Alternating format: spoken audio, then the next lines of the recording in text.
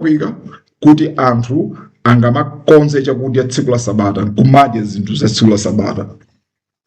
Ngati mena ndapakapakasonotero waphika chakudya tsiku la sabata tchimo limene lolo waphwanya sabata. Yesu akuti Yesu akuona kuchola kuika pa zimene akuphunzira akachita, ndipo akuperekanso chitsanzo chonena kuti zimene zozo sizodabwitsanso kwa Mulungu yayi. Okay, palibe chonongo chilichonse. So tindi anthu mpingo, anthu aprofeti, tindi anthu atumwi, tindi anthu abusa, theologian, askolala amene akunena kuti ili ndi tchimo Mulungu ndi mbali nati ndi Mulungu akuti ili si tchimo. Nde azoti patsa mavuto kuti tsopano timve ndani, timve zimene kumpingo kwathu amatiphunzitsa kapena timve zimene Mulungu amanena, timve zimene aneneri athu akunena kapena timve zimene Yesu akunena. Titengeza profeti kapena titengeza Ambuye wathu Yesu.